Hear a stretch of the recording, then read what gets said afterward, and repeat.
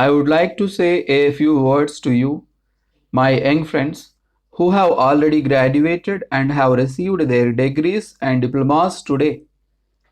The completion of education marks a turning point in the life of every individual. Naturally, your anxiety must be to get suitable employment, which is essential for finding the means to live. Opportunities for employment are being created increasingly as our development plans are implemented. The 5-year plans, for instance, which are in progress, envisage a few million jobs. It cannot be said that everyone who acquired a degree or a diploma will find employment immediately, but most of you would, in due course, find yourselves in one capacity or another. There is equality of opportunity for everyone, and to a large extent, your future is really in your own hands.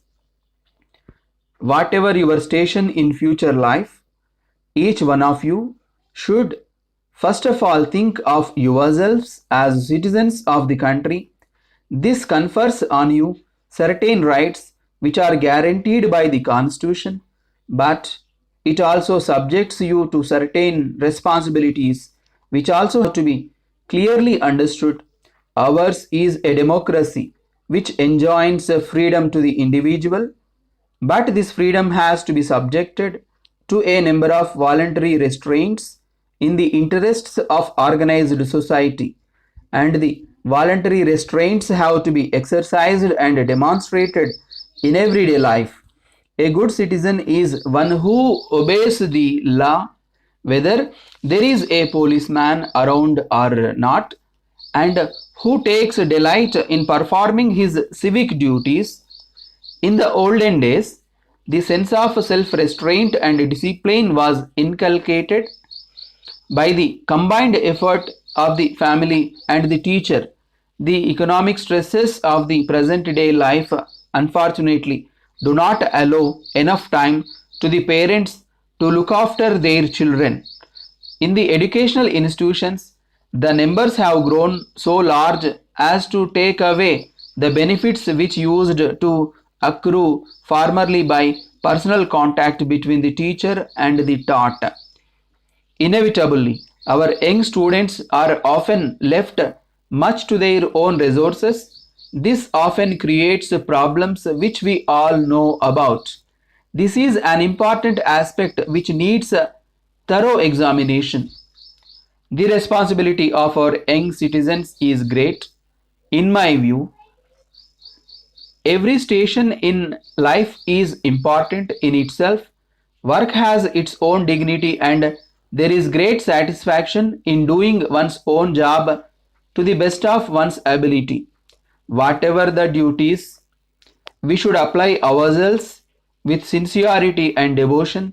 Such an approach, apart from being good in itself, also has the added advantage of opening avenues for further advancement.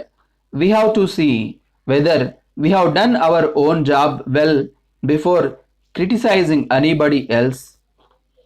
All too often, we succumb to the temptation of decreeing others without bothering to look at ourselves. Never forget that loyalty to the country comes ahead of all other loyalties. And this is an absolute loyalty, since one cannot weigh it in terms of what one receives. It is essential to remember that the entire country is one, and that anyone who fosters or promotes separatism or vociferous tendencies is not our true friend. What I have said stems from a desire to see that the youth of our country prepares itself in a disciplined and determined manner for the responsibilities of tomorrow. A democratic country is sustained not by the greatness of a few, but by the cooperative efforts of the many. The future of the country is in your hands, and as the older generations complete their task, the new ones come along to take their place if they are well equipped as individuals and as citizens. The country's future will be bright indeed. At a time when you are at the threshold of a new period in your life, would urge you to play your role with confidence and dignity. Mr. Vice Chancellor, you have paid a rich and fitting tribute to Pandit Jawaharlal Nehru's faith in secularism and the keen interest and unfailing encouragement which he extended to this university at all times. Our position with regard to secularism is known so well that it hardly needs any reiteration. It is embodied in our constitution, which ensures equal respect for all religions and equal opportunities for all citizens, irrespective of their caste and the faith they profess. In spite of all seeming diversity, there is a fundamental unity in India which we all cherish, and it has to be our constant endeavor to maintain and strengthen this unity. The country can progress only if it does away completely with vociferous tendencies and emerges as an integrated whole. And it is in the field of education that the seed of secularism has to be carefully nurtured as it grows. We in India have our own special problems. No one can deny that some of them are of a serious nature and must be tackled with vigor and determination, bearing in mind our national objective. Dear sir, as you have been a policy holder with us for some years, we feel sure that you will appreciate some guidance on the insurance of your property against the variety of risks to which it may be opened, and on other types of assurance about which you may have little knowledge. In order to help you, we are sending you our latest brochure, which will give details of a number of types of insurance we undertake. The brochure will give detailed information on most forms of domestic insurance, but there are a few points which I feel can best be dealt with only in a personal letter of this kind. For example, most people insure their houses against damage and burglary, but frequently a householder overlooks the fact that he may own valuables which are not covered by the ordinary policy which he takes out. We would also remind you that each year you should discover whether your property has increased to an extent which merits a greater outlay on insurance, and as your family responsibilities grow year by year, so should the amount by which you insure your personal life be increased.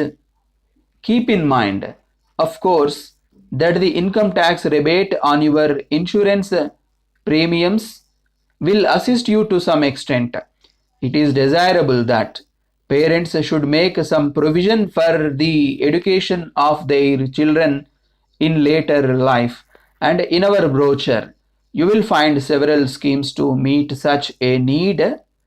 If you do not find it necessary to make any insurance provision for the educational future of your children, you may still be interested in giving them a good start in life when they attain the age of 21, and you will find various options set out in our brochure which make our majority policy scheme very attractive indeed. When you have read this letter and studied our brochure at length, you might discuss some insurance propositions with our area representative Sri Krishna Rao. Should this be the case, please let us know a convenient day and time. Yours truly.